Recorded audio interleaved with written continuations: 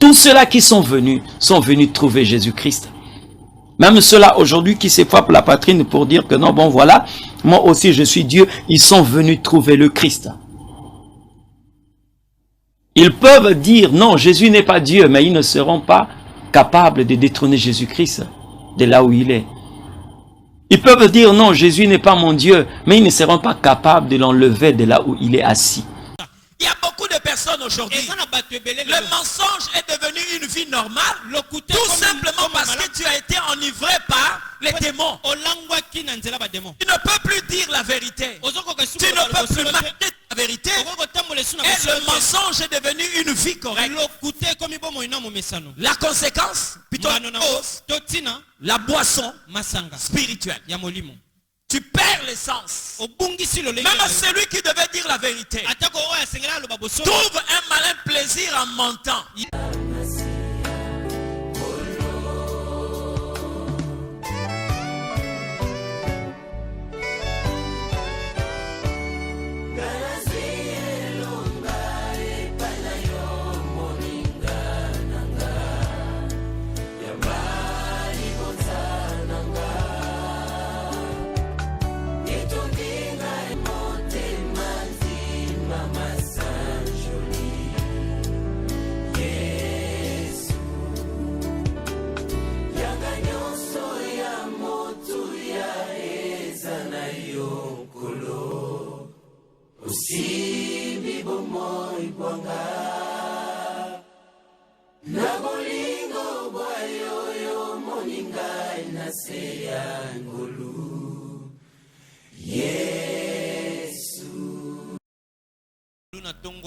D'être non seulement parmi les vivants, mais avoir aussi accès dans sa présence.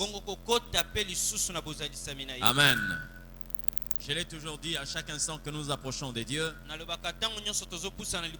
devons nous poser la question de savoir, avons-nous réussi le rendez-vous avec Dieu ou nous sommes passés à côté? Parce qu'à chaque instant que Dieu vous convoque dans sa présence, il y a des choses qu'il veut accomplir avec vous. Vous pouvez être présent dans un culte, mais manquer votre rendez-vous avec Dieu. Vous pouvez être là, mais ne pas accomplir la volonté de celui qui vous a convoqué ce matin. J'ai toujours considéré un rendez-vous avec Dieu comme une rencontre de renforcement de capacité, de dotation, de grâce et tout ce que vous pouvez connaître. Il y a des personnes qui ont été présentes à l'école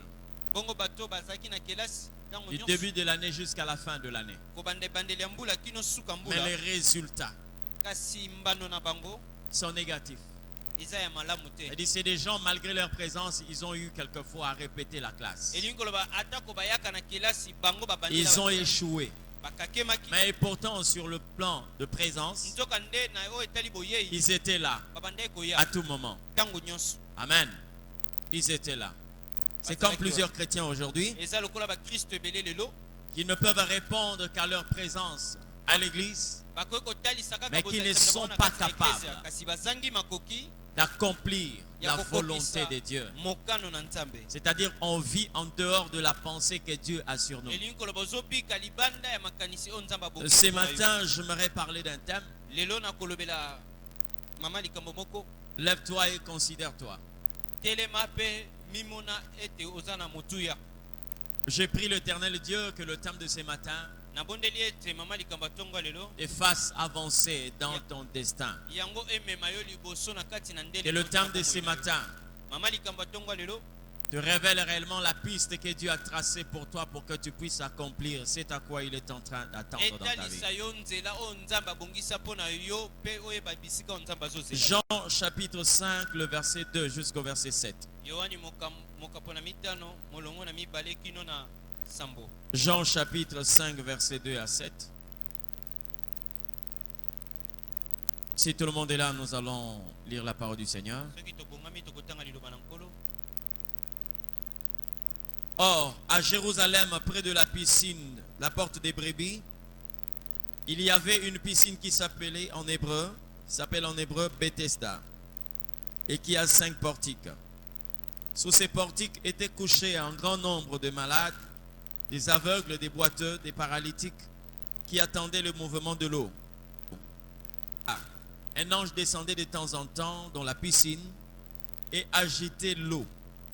Et celui qui descendait le premier, après que l'eau avait été agitée, était guéri, quelle que fût sa maladie. Là se trouvait un homme malade depuis 38 ans. Jésus l'ayant vu coucher, et sachant qu'il était malade depuis longtemps, lui dit, « Veux-tu être guéri ?» Le malade lui répondit, « Seigneur, je n'ai personne pour me jeter dans la piscine quand l'eau est agitée. Et pendant que je vais, un autre descend avant moi. » Nous disons Amen. Que le Seigneur Dieu nous bénisse. Mettons-nous. Cette histoire, vous avez déjà entendu parler. Ce texte de la Bible, certainement vous l'avez déjà lu. Mais laissez-nous voir, bien-aimés, creuser avec l'aide de l'Esprit. Qu'est-ce que le Seigneur Dieu veut nous transmettre encore ce matin? Nous connaissons cette histoire. C'est un homme qui était malade pendant 38 ans. Et l'histoire est en train de nous enseigner que à Jérusalem, il y avait une piscine qui s'appelait Bethesda. Bethesda signifie la maison de miséricorde. Là, il y avait une grâce que le Seigneur avait accordée à ceux qui visitaient cet endroit. Un ange descendait de temps en temps, sauf le sabbat. Alors il a jeté l'eau. Le nombre de malades qui étaient là savaient que après que l'eau était agitée, si on descendait, on recevait la guérison. Alors il y avait une grande quantité de malades, un grand nombre de personnes qui étaient malades. Mais la Bible dit qu'il y a eu un homme là. Lui, malgré que l'ange visitait la piscine chaque jour, sauf le sabbat, mais lui a fait 38 ans là.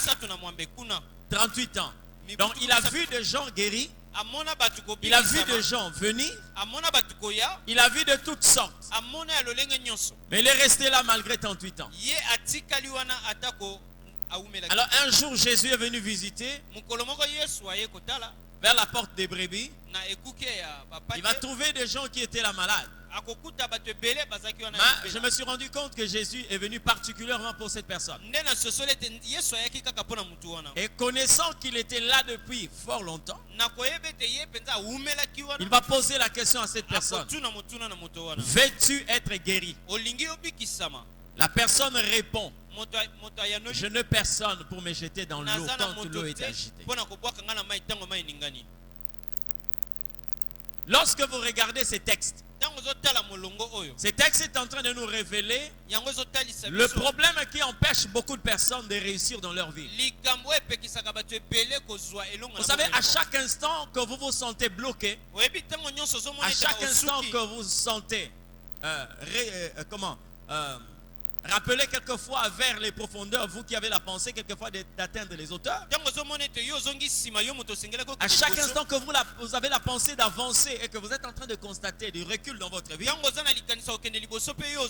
malgré les efforts, la première pensée qui nous vient à l'esprit, c'est d'abord d'indexer les ennemis. Nous savons que le diable est le responsable numéro 1 de tout ce qui peut s'opposer aux enfants de Dieu. Mais faites attention. Il y a des situations pour lesquelles, quelquefois, avant d'accuser le diable, il faut regarder tous les méandres. Amen. J'ai lu la Bible. Je me suis rendu compte que celui qui détruit, c'est le diable.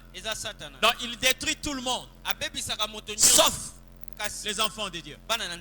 Parce que lorsque le Seigneur dit mon peuple est détruit, il n'a pas cité le diable, mais il dit mon peuple est détruit parce qu'il lui manque la connaissance. Vous comprenez ce que je dis? Le diable peut détruire tout le monde, mais sauf un peuple que Dieu s'est acquis.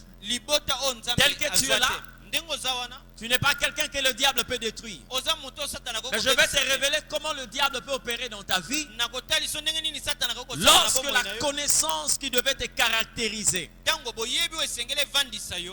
fait défaut, il agit derrière l'ignorance. Et il travaille dans la vie de plusieurs personnes. Cet homme est resté 38 ans. Mais quand vous lisez le texte est en train de vous montrer quel était le problème de cet homme. Il ne devait pas d'abord responsabiliser le diable. Regardez la question. Veux-tu être guéri? Il répond, je n'ai personne. Jésus ne t'a pas posé la question si tu as quelqu'un. Il te pose la question, veux-tu être guéri? Donc la réponse que la personne donne révèle le problème qu'il a retenu pendant 38 ans. Pourquoi il est resté là pendant 38 ans? Parce qu'il cherchait quelqu'un au lieu de chercher la guérison. Donc il y a beaucoup de personnes aujourd'hui, leur problème, quelquefois vous êtes en train de déranger Dieu pour rien. Vous êtes d'accord avec moi que Dieu vous a créé, il a placé des potentialités en vous. Il y a des choses que l'Éternel, malgré son amour, il ne le fera pas pour vous. Malgré le grand amour qu'il a pour vous, il va vous laisser faire ce que vous devez faire. Lorsqu'on met au monde un enfant, on le porte pour une période donnée. À un certain moment, lorsque cet enfant-là a une mobilité, il a une capacité de se déplacer, le parent peut même se placer à 100 mètres et appeler cet enfant. Un enfant qu'on était en train de porter. Si on veut prendre cet enfant, l'amener au salon, on le prend du berceau jusqu'au salon, entre les mains. Mais maintenant, on peut l'appeler de l'extérieur qui vient lui-même. Vous comprenez ce que je dis? Là, si Dieu sait qu'il y a une force en vous qui peut vous permettre de réaliser c'est à quoi il est en train de vous attendre, Dieu n'interviendra jamais. Vous comprenez ce que je dis? Il n'interviendra pas. Le problème de cet homme, c'est ça. Veux-tu être guéri? Il répond, Seigneur, je n'ai personne. Ces textes nous révèlent les différents types de combats qui interviennent dans la vie d'une personne. Il y a des moments où le diable vous combat. Il y a des moments où les hommes qui sont autour de vous peuvent vous combattre. Quelquefois, ils sont utilisés aussi par l'ennemi. Mais il y a des moments où votre propre nature est en train de vous combattre. C'est-à-dire l'adversaire que vous avez, c'est vous-même. Vous comprenez ce que je dis? En ce net moment-là, il ne faut pas indexer les gens. Quand l'adversaire de votre destin, c'est vous-même, vous devez faire une introspection. Revenir en vous-même. Vous comprenez ce que je dis? Je vais vous révéler qu'est-ce qui s'est passé dans la vie de cet homme. Mettons le diable de côté. Mettons les gens de sa famille qui ne voulaient pas l'assister, mettons-le de côté. Prenons cet homme. Je dis quoi? Il y a des gens aujourd'hui qui ne savent pas aller de l'avant parce qu'ils ont toujours le regard fixé vers d'autres personnes. Ce n'est pas mauvais de regarder d'autres personnes, mais tu dois te dire la chose qui te permet de regarder une autre personne, ce sont tes yeux. Donc avant que tu diriges tes yeux pour regarder une autre personne, utilise tes yeux pour te regarder toi-même. Comprenez ce que je suis en train de dire? La chose qui me permet de vous regarder, ce sont mes yeux. Alors je ne dois pas empêcher mes yeux de voir ma propre vie avant de regarder votre vie. C'est quelqu'un qui comprend ce que je dis?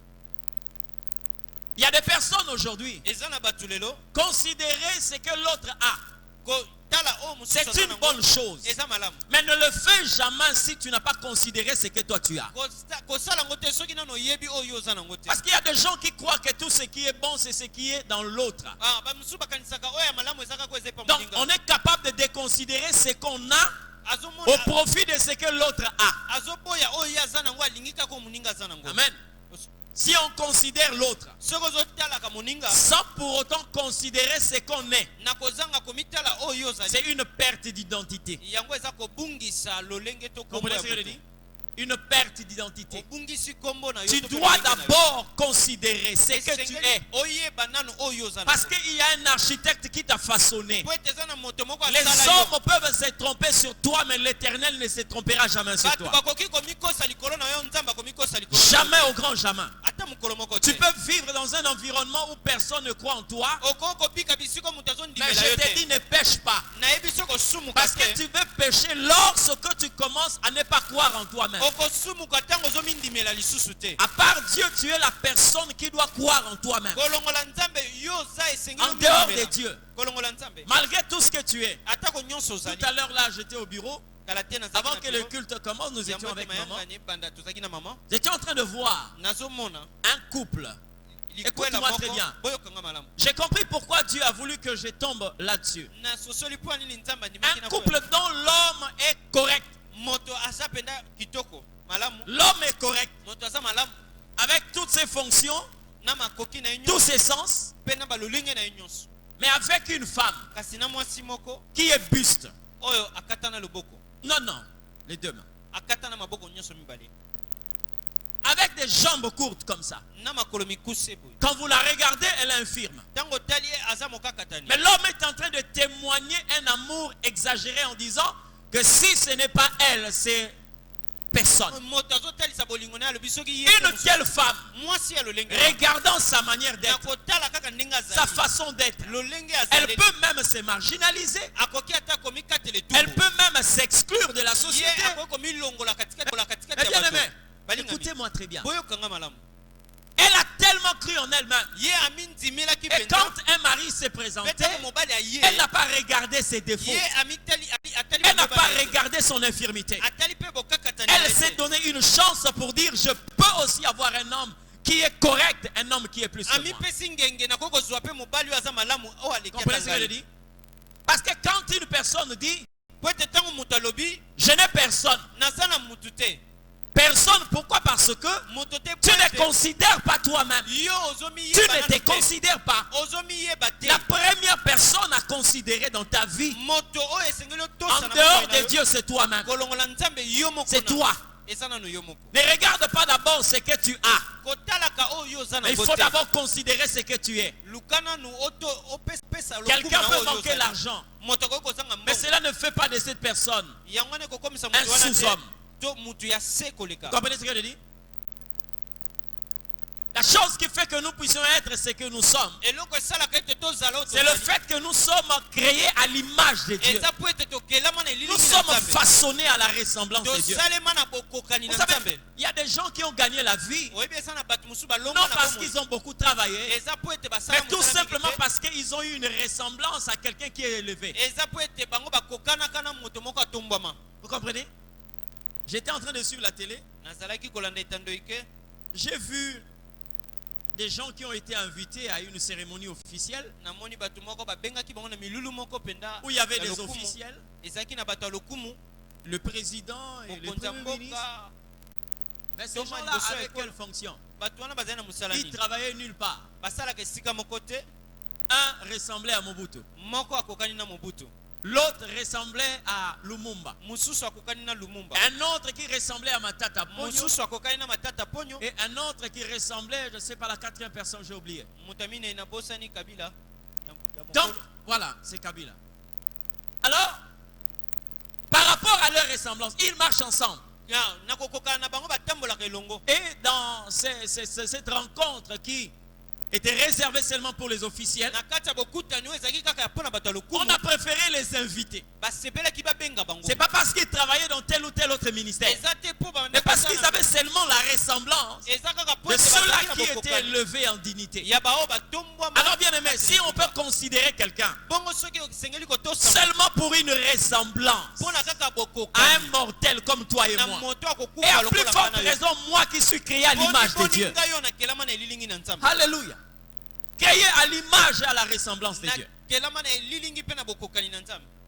Beaucoup de gens aujourd'hui, bato ebele lelo ton problème, likambo na yo c'est que tu ne sais pas considérer tes propres capacités. oyebaka te kososola makoki Tu oyo ne oza sais nango. pas regarder ce que tu es. oyebaka te kotala Et oyo tu ne ozali. sais pas considérer réellement qui tu es. oyebaka te C'est ce oyo qui est en ozali. train de détruire ta vie. yango nde ezoboma Et bomoi ça na yo. peut te donner 38 ans, tu Yango es en train de kokopesa yo mibu stagner. ebele oyo ovandi esika moko Tu n'avances pas. ozokende liboso Il y a te. des gens qui croient. eza na bato Pour bakanisaka. avancer dans la vie, il doit y avoir quelqu'un qui te donne la main. esengeli ozala na mutu moko akopesa yo loboko. Bien aimé, écoute-moi très bien. balingami yokanga Vous connaissez la bougie? oyebi bougie La bougie n'a pas besoin de qui que ce soit pour qu'elle soit debout. azalaka na posa mutu te po La atelema. bougie My se God. met debout par ses propres larmes. ye atelemaka na nzela Donc il y a des pisoni na ye personnes moko. comme ça dans la vie. eza na bato ya Vous boye êtes comme une bougie. oza lokola bougie. Lorsqu'on vous allume, ntango vous n'avez bapelisi pas yo besoin d'une colle pour que oza vous na soyez posa debout. batia yo Vous kole avez te po besoin de otelema. vos propres larmes oza na posa ya mai pour moko que vous puissiez kati na yo rester debout. po yo telema. Et quand une telle personne dit que je n'ai personne, soki mutu abongo abi na ana mutu te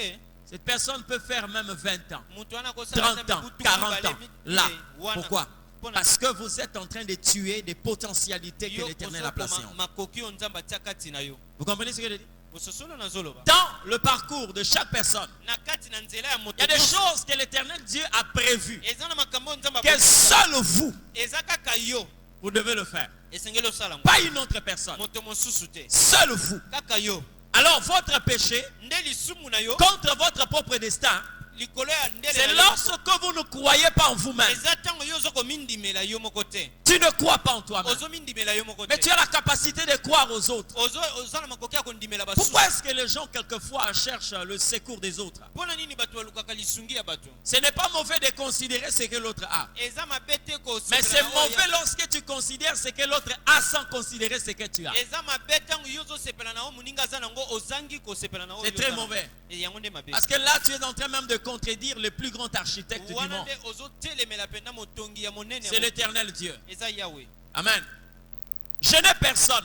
naza Mais la na même personne qui dit que je n'ai personne, moto moko moko wana azoloba na dis nzambe au mosusu te, Seigneur, alobi na nkolo quand j'y vais, ntango nalingi une autre personne descend. motu mosusu Alors toi qui n'as personne, yo oza na motu te comment tu commences à partir? ndenge nini obandaka kokende Comment tu te diriges vers la piscine? ndenge nini okendaka na liziba Parce qu'il y a des choses comme po ça. ete eza na makambo ya Le boye diable peut te mettre à l'esprit satana akoki kotia na que tu motu ne na yo peux réussir que par l'appui d'une autre personne. yo kolonga kaka soki bato basungi yo Il peut te garder là au bas de l'échelle akoki kovandisa yo wana pour na te se faire savoir que quand il n'y a personne, tu ne peux jamais progresser. yo koyoke liboso te C'est pourquoi j'aime déconsidérer quelquefois nde nalingaka kolembisa ces systèmes bureaucrates qu'on nous a laissés par le colonisateur. lolengo ya kotanga ya bato ya biro Donc pour le colon, mpona le Congolais a été façonné de manière seulement à être un demandeur d'emploi et jamais être un créateur d'emploi. bango basala ete congolais azalaka moto Vous allez voir asenaka quelqu'un qui va finir sa licence omoni moto asilisi kelasi na ye ya likolo et il va commencer maintenant à commander du travail. ye abandi kolukaluka mosala Or, tout ce qu'on a mis dans sa tête, nzoka nde oyo batia na kati il a ya la mutu na ye, possibilité de aza na créer makoki du travail. ya kobota mosala to Vous allez kobanda. voir quelqu'un qui va faire 2 ans. ozomona moto asali mibu mibale Il a déposé des demandes partout. atika bosenga Il se met derrière des personnes qui n'ont pas les mêmes facultés intellectuelles que lui. mpe aza nsima ya bato oyo ye kuta aleki na mayele On veut aller, par exemple, se faire engager par, comment, auprès d'une compagnie de téléphonie mobile ozokende kokota mosala na qui est compagnie Vodacom, ya Vodacom ndakisa qui est Orange, oyo eza orange RTL RTL, et tout ce que nous connaissons Peño comme... Soto, Mais bien aimé, c'est Valina. des gens, c'est des personnes. eza bato Vous comprenez? Ça a commencé par une personne. ebande epa mutu moko C'est une personne eza mutu moko qui a eu enfanté cela. oyo abotaki Et yango aujourd'hui, mpe lelo on peut voir quelquefois ces compagnies dans plusieurs nations. tozomona bakompagnie wana na bisika ebele Et ils engagent les gens. bazotia bato na Bien aimé, mosala qui te dit que toi, tu ne peux pas engager les gens demain? balinami nani azoyebi biso ete Qui yo te dit kokotia que bato na toi, mosala tu ne lobi peux te? pas donner naissance à une entreprise qui va respirer sur l'échelle mondiale? Ah, nani ayebi biso yo okoki te kosala mosala moko oyo Qui ekopanza te na dit mokili ça? mobimba? Parce que Nani tu ne ayebi crois pas en toi. biso? Po tozomindimela te Tu ne crois pas en toi-même. ozomindimela Et c'est yo ce moko qui est te. en train de te détruire. nde yango ezoboma Il yo y a beaucoup de personnes. eza na bato Même ebele quand je dis que vous devez regarder à votre propre vie, Ah, Ils ne peuvent voir que le négatif. Même si aujourd'hui tu peux avoir 42 ans, 48 ans, même si une bonne partie de ta vie n'a été qu'un échec, tu es capable de déconsidérer tout ce qui est passé et voir ce qui est à venir. Bien aimé, à 80 ans, nous sommes déjà finis. Tu ne peux même pas penser commencer une nouvelle histoire. Mais l'Éternel Dieu a commencé une nouvelle histoire avec un homme à 80 ans, il s'appelait Moïse. Moïse est resté dans la maison des pharaons pendant 40 ans. Il s'est échappé. Il a tué quelqu'un, un fugitif, il s'est retrouvé à Madian. Là, à Madian, il a fait 40 ans. Il en avait 80. Et l'Éternel lui fait savoir que je vais commencer une nouvelle chose avec toi. Dieu commence une nouvelle aventure avec Moïse. À 80 ans, s'il vous plaît. Vous comprenez ce qu'il dit? Il avait les raisons de dire à Dieu, mais Seigneur, je suis déjà avancé en âge. Mais Moïse a compris que le maître des destins, c'est Dieu. Il peut encore tout refaire. Il peut encore tout refaire. Que l'Éternel bénisse le groupe Kael qui a chanté, c'est encore possible. Avec Dieu, c'est encore possible. Seigneur, je n'ai personne.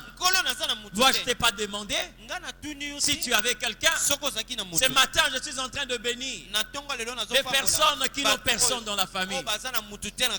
Je suis en train de bénir les gens qui n'ont personne. Lorsque tu regardes autour de toi, il n'y a personne. Bien-aimé, écoute-moi très bien. Dieu ne se trompe jamais. Il peut y arriver que dans une famille, quand il y a un problème, on peut appeler un tel. Il y a quelque chose qui vient de gauche et de droite. On peut conjuguer les efforts pour faire quelque chose. Mais tu peux aussi naître d'une famille où quand tu regardes à gauche, il n'y a personne. Quand tu regardes à droite, il n'y a personne. Si tu es dans une telle famille, laisse-moi te dire, l'Éternel t'a donné les yeux pour regarder d'abord qui tu es. C'est-à-dire au lieu que toi tu cherches les gens auront le regard vers toi. Parce que quand il fait de toi une source, tu ne dois pas chercher des sources.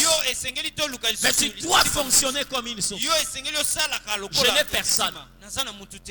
Amen. Je n'ai personne. Quand j'y vais, un autre descend. Mais bien aimé, ce qui m'a fort émerveillé dans la vie de cet homme, c'est que Dieu, malgré son amour, il n'a pas demandé aux gens, prenez son lit, faites-le lever. Non. Vous regardez la suite de ce message. Jésus a persisté. Jésus dit, lève-toi, prends ton lit et marche. Il n'a pas ingéré les gens. Il ne parlait qu'à la personne. C'est pourquoi tu te rends compte, quand tu te mets à genoux, tu pries. Que l'Éternel Dieu t'envoie des gens. Que l'Éternel t'ouvre les portes. Dieu persiste en te parlant, toi. Toi. Pas les gens, toi. Malgré tes prières, Dieu te regarde. Tu peux vouloir peut-être avoir des gens qui viendront t'épauler. Mais dans la pensée de Dieu, tu dois réunir tes forces pour t'élever. Vous comprenez? J'ai vu un homme dans la Bible. Jacob, il avait 13 enfants. 12 garçons et une fille. Le jour où Jacob voulait mourir, Dieu n'a pas voulu que les gens puissent l'aider à adorer Dieu. Mais Dieu a voulu que Jacob lui-même adore Dieu. Il avait des enfants. Il pouvait dire à Joseph, tiens-moi, soutiens-moi. Il pouvait dire à Judas, fais-moi lever. Il pouvait dire à Ruben. Mais la Bible dit, Jacob réunit toutes ses forces. Il s'appuya sur son bâton. Et il adora Dieu. Je me suis posé la question, où étaient ses enfants pour aider leur père à se lever pour qu'il adore l'Éternel? Amen. Parce que la Bible ne dit pas que tu aimeras Dieu selon la force d'autres personnes.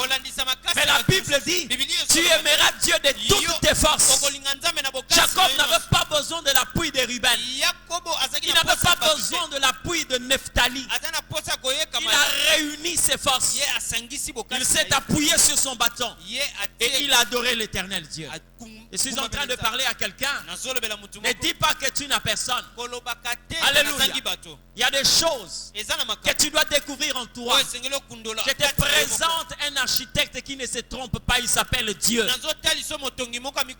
Quand il t'a introduit sous le soleil, il sait que tu vas réussir. Même si tu es né jumeau, mais le fait que tu es sorti seul, Dieu sait comment il t'a introduit sous le soleil. Regarde d'abord tes capacités. Au lieu de trouver des excuses pour dire voilà, oui, tu n'as personne. Mais quand tu cherches quelqu'un aussi longtemps que toi tu es quelqu'un, vous comprenez?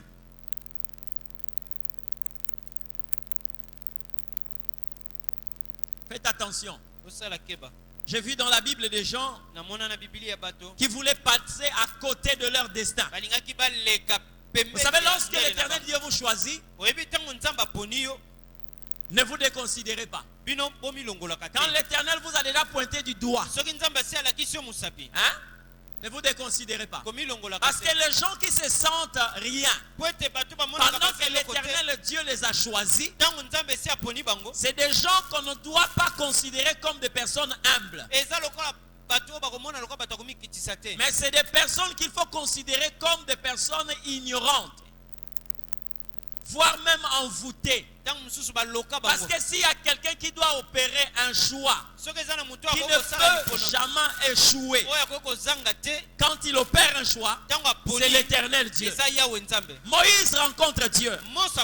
Dieu lui dit, je t'envoie en Égypte pour libérer mon peuple. Écoutez la réaction de Moïse. Seigneur, qui suis-je pour aller devant Pharaon? Est-ce que Dieu avait changé de personne? Non. Il y a des gens comme ça. Votre destin est en train d'exiger que vous soyez là.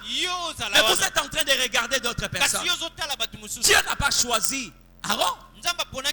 Dieu n'a pas choisi une autre personne. Il est venu d'abord parler à Moïse. Il dit à Moïse, je t'envoie. Seigneur, qui suis-je? Et il continue à se soustraire parce qu'il voit ses capacités. Dieu persiste. Il dit, tu libéreras mon peuple. Moïse avance encore une raison. Est-ce que tu n'as pas remarqué que je n'ai pas la langue facile? Dieu ne t'a pas envoyé parce que tu parles bien. Non, non. Il t'a envoyé parce qu'il a trouvé en toi la capacité que lui-même a placée de libérer son peuple. Écoute-moi très bien. Dans la vie, il n'y a pas d'accident. Ce que je suis en train de faire là, l'Éternel connaissait cela bien avant que j'existe. Comprenez ce que je dis? Oui. C'est pourquoi je dois d'abord me regarder. Quand je me regarde, cela me pousse à ne pas déconsidérer ce que j'ai. Je vais te révéler une chose. Tu sais pourquoi est-ce que moi, par exemple, je ne crains pas le diable? Parce que moi, je suis plus âgé que le diable. J'ai entendu quelqu'un le dire. Il a été créé avant l'homme. Écoute-moi bien. Si le diable a été créé avant l'homme, moi la Bible ne me le dit pas. Parce que tu ne peux pas avoir mon image si moi-même je ne suis pas là. Comprenez ce que je dis? Tu ne peux pas avoir mon image quand moi-même je ne suis pas là. Or, quand l'Éternel dit, créons l'homme à notre image, selon notre ressemblance. Ça veut dire que pendant que Dieu créait le diable, moi j'étais dans le règne de Dieu. J'étais en Dieu. Vous comprenez ce que je dis? La Bible me dit ceci.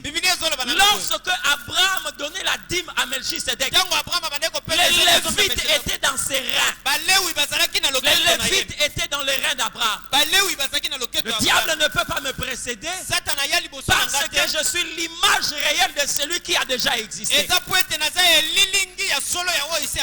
Alléluia. C'est ce qui fait que quand je regarde ma vie, et Et quand je vois le diable, je n'ai pas peur de lui. Parce que je sais qu'il ne peut rien faire contre moi. Comprenez ce que je dis? Tu dois d'abord regarder ta propre vie. Tu dois d'abord te regarder toi-même. Tu es en train de te sous-estimer. Parce que tu ne considères pas les capacités que l'Éternel a placées en toi. Quand Dieu façonne quelqu'un, il prépare ton destin.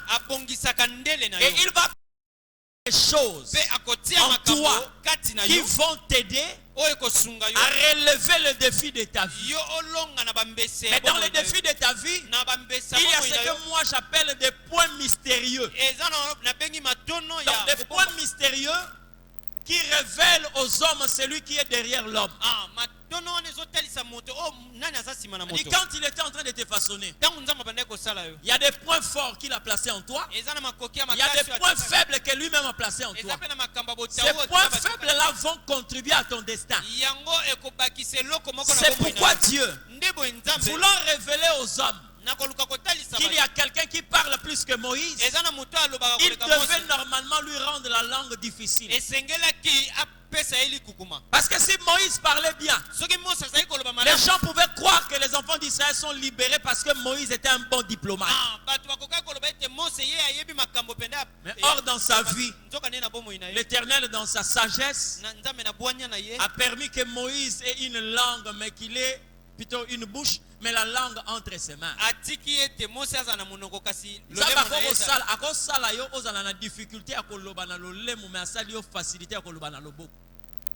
Comprenez ce que je dis? Il peut faire de sorte que tu aies des difficultés quand tu veux parler avec ta langue, mais que tu aies la facilité de parler avec ton bâton. Et c'est comme ça qu'il a fait avec Moïse.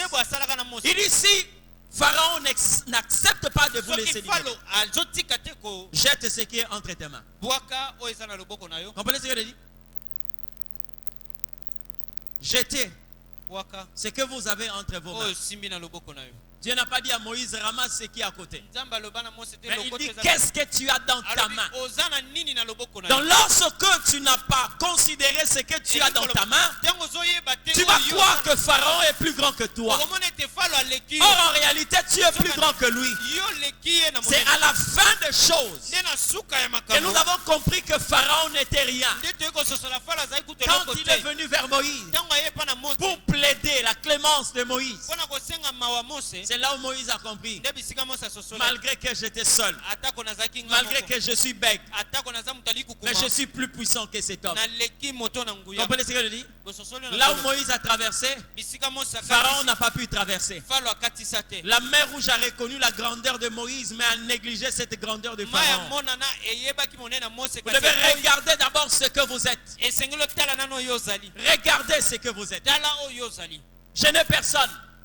Et quand tu n'as personne, Dieu te considère toi. Dieu te regarde toi. Ne sois pas là en train de regarder qui va me donner du travail. Tu as la capacité de fabriquer, de donner aux autres du travail. Vous comprenez ce que je dis? Je n'aimerais pas que tu commettes l'erreur qu'avait commis Gédéon. Dieu apparaît à Gédéon. Il dit à Gédéon, vaillant héros, l'Éternel est avec toi. C'est à quelle période? À une période où les ennemis d'Israël venaient écraser ce peuple puissant. L'Éternel va se révéler à Gédéon.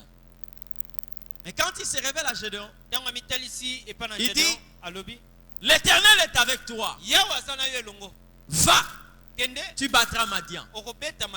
Gédéon répond à Dieu en disant, si l'Éternel est avec nous, pourquoi tous ces malheurs? Dieu n'a pas dit qu'il est avec vous, mais il a dit qu'il est avec toi. Pourquoi toi tu lui parles de vous? Pourquoi j'aime dire aux gens,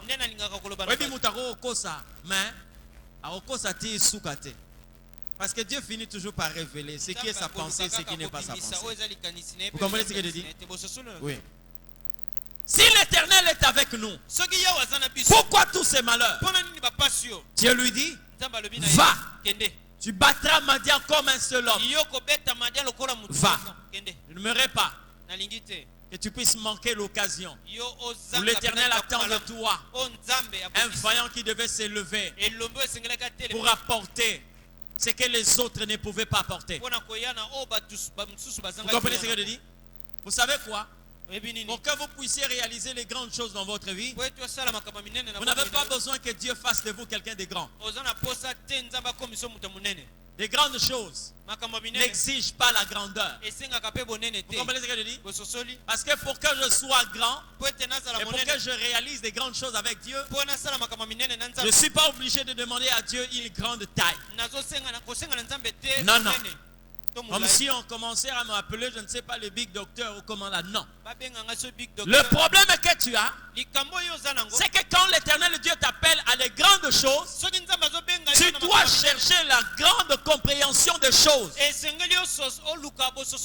si tu gardes la même taille, même si tu gardes la même morphologie, mais tu as besoin de la grandeur des compréhensions des choses grandes. C'est pourquoi quelqu'un comme David a compris cela. Il a regardé Goliath. Il s'est rendu compte que l'Éternel Dieu a mis cette personne sur mon chemin. Ce n'est pas pour qu'il me détruise, mais c'est pour que je le détruise. David a fait entendre à Goliath ce qui devait lui arriver. Il n'a pas considéré sa taille. Amen. Il n'a pas considéré sa taille. Avant que tu voies Goliath, regarde d'abord toi-même. Parce que David est en train de savoir, j'ai déjà tué un ours, j'ai tué un lion, sans avoir quoi que ce soit à la main. Mais cet homme, qu'est-ce qu'il va me faire? Vous savez le péché dont je suis en train de parler ici, c'est ce qui a fait qu'une partie d'Israël soit retirée de la terre promise. Dieu envoie son peuple aller explorer le pays de Canaan. Moïse choisit 12 personnes. Une personne par tribu. Allez-y explorer Canaan. Ils sont allés explorer Canaan. Ils ont vu. Ils ont même cueilli des fruits. Mais quand ils sont rentrés, écoutez ce que le peuple d'Israël a dit devant Moïse. Écoutez. J'aimerais que nous puissions lire ces passages. Nombre chapitre 13 verset 33. La Bible dit ceci. Et nous avons vu des géants, enfants d'Anak, de la race des géants. Nous étions à nos yeux et à leurs yeux comme des sauterelles. Vous avez entendu ce que la Bible est en train de dire ici? On dit quoi? Nous avons vu des géants, des fils d'Anak. Nous étions à nos yeux. Ils n'ont pas d'abord commencé à leurs yeux, mais ils ont dit nous étions à nos yeux comme des sauterelles. C'est-à-dire le problème de ta vie, c'est que tu donnes une identité à ta propre vie avant que les géants te voient comme une sauterelle. Toi-même tu te considères comme une sauterelle. C'est que David n'a pas voulu cautionner. Goliath était de la même race que ces gens-là. Mais écoutez, David est en train de dire à Goliath, je te couperai la tête. Taille au Goliath azanango. Alekio mulai musika. Yo le boko ne roko matine mutu na endeni. Hein? Comment ta main peut arriver? Et puis David n'avait pas une épée. David n'avait qu'une lance avec des pierres. Mais il promet à Goliath, je veux te couper la tête. Je donnerai ton corps aux oiseaux du ciel. Moïse est en train, plutôt David est en train de voir quoi? L'épée de Goliath. Comprenez ce que je dis? L'épée de Goliath. C'est pourquoi je dis ceci. Il y a l'accomplissement de la prophétie de Dieu, mais qui se retrouve parmi vos ennemis. Comprenez ce que je dis? C'est-à-dire, il y a des choses que l'Éternel vous a promis, mais qui ne se retrouvent pas entre les mains de l'Éternel, mais qui se retrouvent entre les mains de vos ennemis. Si vous n'allez pas le vaincre, vous pouvez passer à côté de la promesse de Dieu. Parce que Goliath portait une épée, mais l'épée là ne devait pas lui servir. L'épée devait servir à l'accomplissement de la prophétie qu'avait sorti David. Il n'avait rien entre ses mains, mais il regardait Goliath avec une épée. Alors David dit, je te couperai la tête. Mais l'épée est où? C'est ce que tu portes là. Comprenez ce que je dis? C'est ce que tu portes là. Je te couperai la tête. J'ai béni Dieu, pourquoi? Parce que tout ce que l'ennemi fait, c'est à notre avantage. Il finit par regretter après. Vous savez, le jour où l'ennemi a vu Lazare dans la pauvreté, il s'est frotté les mains. Mais la pauvreté peut faire de sorte que celui qui pouvait être connu de plusieurs personnes ne soit pas connu. Vous comprenez ce que je dis? Mais il a commis une erreur. Il est allé rendre Lazare malade. Jésus s'est éloigné de Béthanie. Au lieu même de garder Lazare malade, il est allé jusqu'à le tuer. Lazare est mort. Quand Lazare est mort, Jésus n'attendait que ça. Le diable est allé plus loin jusqu'à lui donner une mauvaise odeur. Jésus est arrivé. Où est-ce que vous l'avez mis? Enlevez la pierre. Ils ont ôté la pierre. Il appelle Lazare. Lazare sort. Lazare est sorti. La Bible dit ceci. Les gens venaient de toutes parts pour voir Lazare. C'est-à-dire, le diable s'est rendu compte. Il fallait que je le laisse même pauvre. Pourquoi la mort a intervenu? Parce que sans la résurrection de Lazare, la réputation qu'avait maintenant Lazare. Vous comprenez ce que je dis?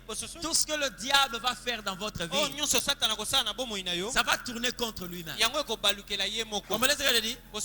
Ça va tourner contre lui-même. Il a courbé une femme pendant 18 ans. Pour lui, c'est gagné. Il a retenu une femme. Mais écoutez-moi très bien. Jésus est venu une fois dans une synagogue. Quand le diable te courbe dans les secrets, Jésus te redresse devant tout le monde.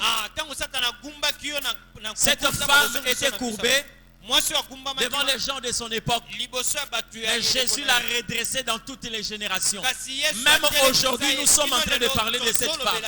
Non parce que le diable l'avait courbée, mais parce que l'Éternel l'avait redressée. Vous comprenez ce que je dis? Elle continue à être prêchée jusqu'aujourd'hui. Croyez en vous-même. Regardez ce que vous êtes. Vous avez des potentialités que vous devez normalement utiliser. Ma soeur, quelquefois le monde ne te donne plus de chance. Le monde te condamne pour te dire que non, bon voilà. Même aujourd'hui, tel que nous sommes en train de voir des personnes voter des lois pour fixer des prix aux femmes comme si elles étaient des marchandises. J'ai entendu quelqu'un dire, si les femmes correctes peuvent être épousées à $500, donc celles qui sont déjà, qui ont perdu quelquefois leur virginité, et celles qui ont déjà des enfants, il faut regarder selon le cas. Tu as un enfant, on descend à 350. Tu as des enfants, 150. J'ai vu quelqu'un en train de commenter, il faut $125. Bien aimé dans le Seigneur, même si le monde ne te donne pas de chance, même si le monde ne te considère pas au même titre que Dieu, n'abandonne jamais la pensée de croire en toi-même. Crois en toi comme personne ne peut croire en toi. Crois en toi. Même si le monde ne croit pas en toi, tu peux naître d'une famille où personne ne croit en toi. Vous comprenez ce que je dis? Je suis allé, j'ai aimé un homme. Beaucoup de fois, je me suis retrouvé chez lui en train de prêcher parce que bon, c'est quelqu'un avec qui nous collaborons très bien. Voyons sa façon d'être.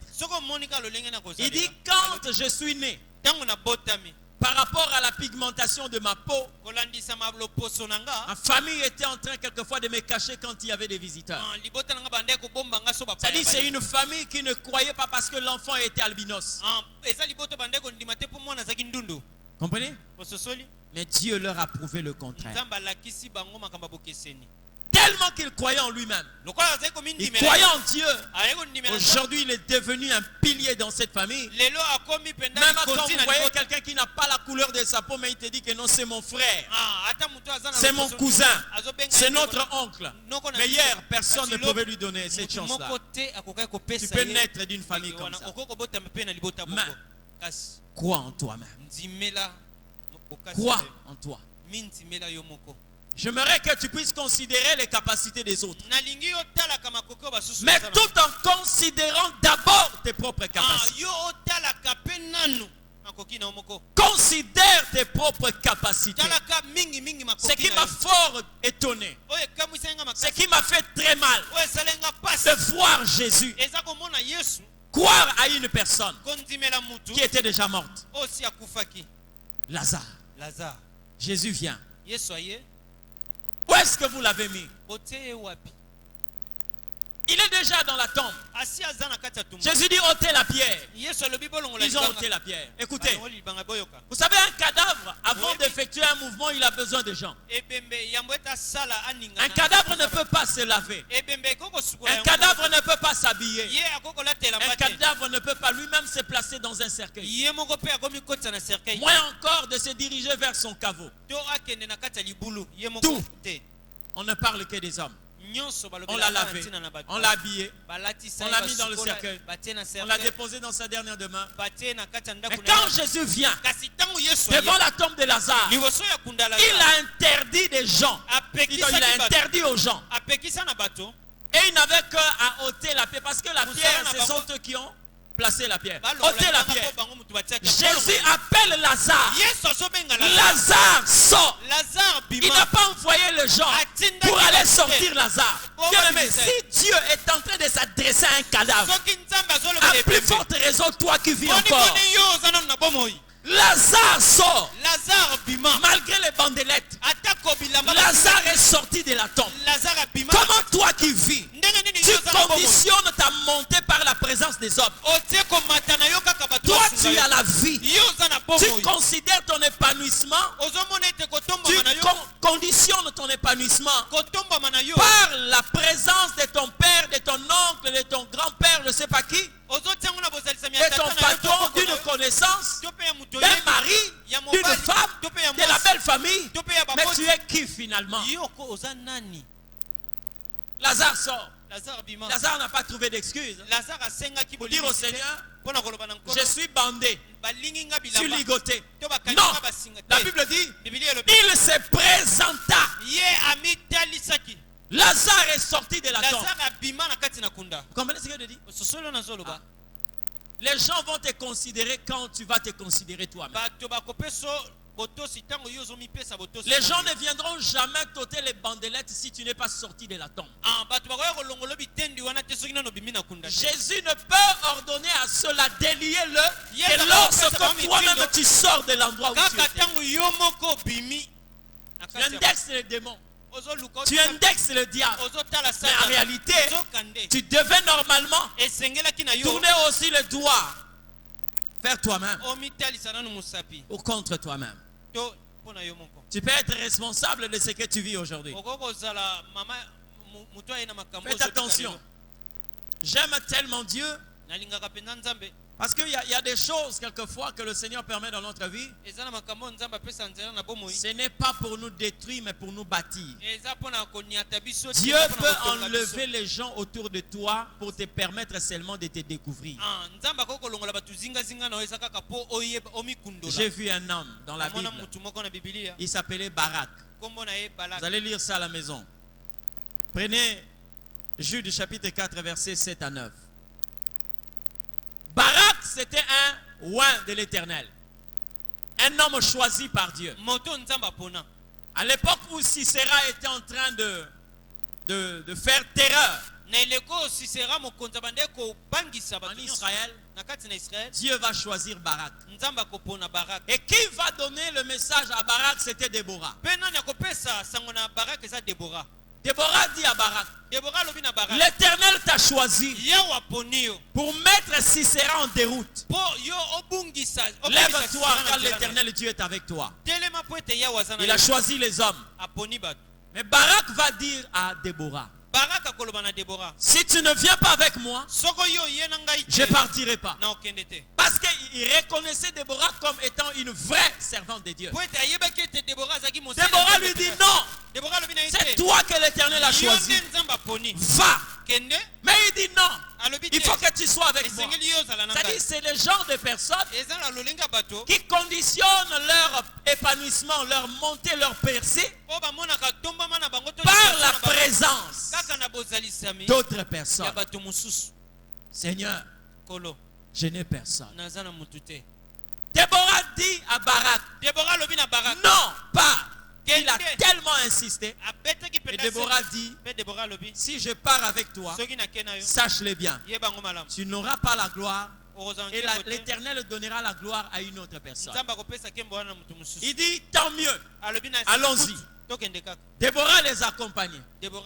Et quand Sisera apprend que Barak est en train de monter contre lui, lui aussi il fait approcher son armée. La guerre a commencé. Comme l'Éternel avait déjà parlé, bien aimé, les hommes de Barak ont eu le dessus sur les soldats de Sisera. Sisera, voyant cet échec, il commençait à fuir. Alors c'est là où Barak se réveille. Il dit, je veux le poursuivre pour mettre fin à sa vie. Barak a commencé à poursuivre Sisera.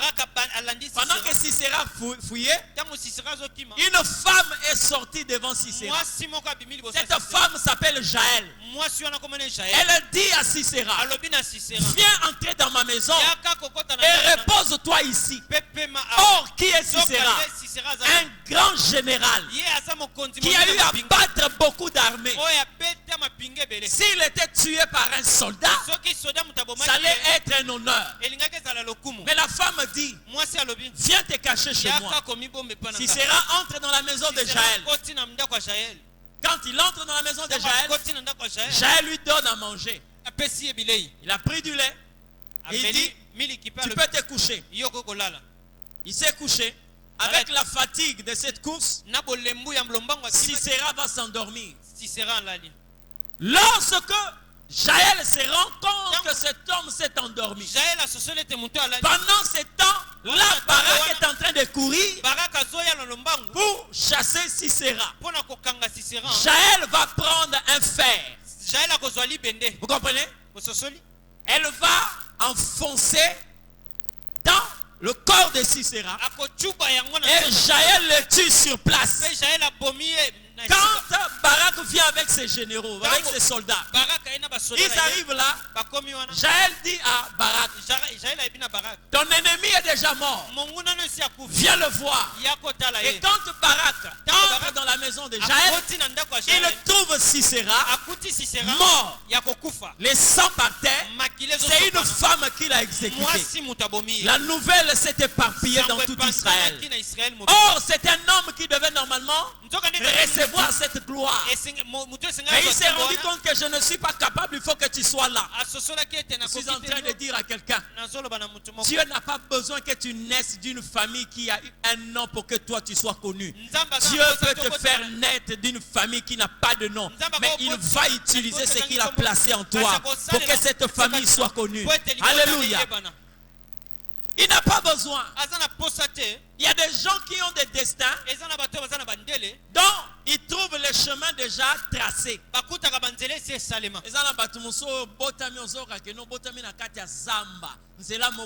L'Éternel attend que toi tu ferais un chemin. Comprenez?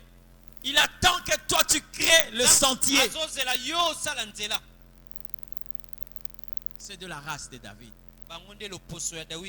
Je n'ai personne. Quand l'eau est agitée, je n'ai personne. Jésus n'est pas venu pour te donner quelqu'un. Mais il est venu pour réveiller ta conscience. Il est venu pour te réveiller toi.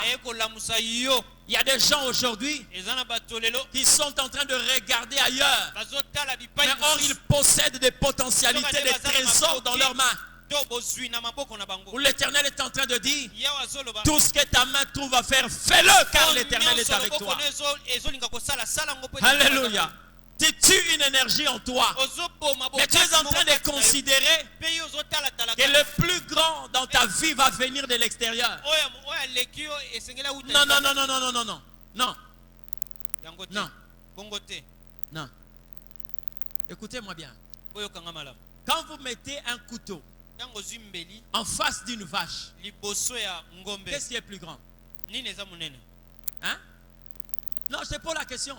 Vous prenez une vache et vous prenez un couteau. Vous le mettez face à face. Qu'est-ce qui est plus grand?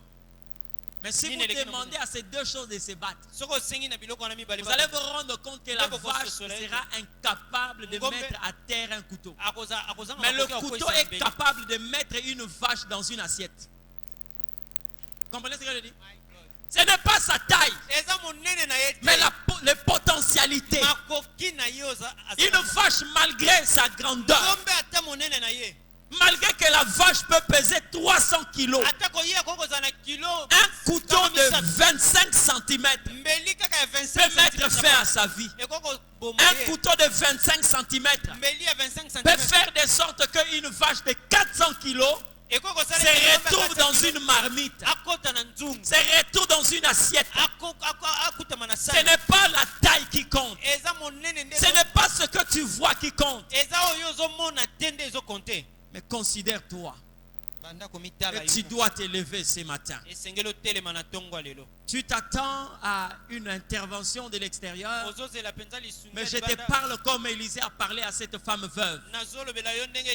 Qu'est-ce que tu as dans ta maison? Car tu vois ce qui est à l'extérieur, mais on te renvoie dans ta propre maison. J'aimerais prier avec toi ce matin. Lève-toi là où tu es. J'aimerais prier avec toi ce matin. Je ne sais pas quel est ton problème. Je ne sais pas qu'est-ce qui est en train de te tracasser. Mais ce que je reconnais, c'est que l'Éternel a fait de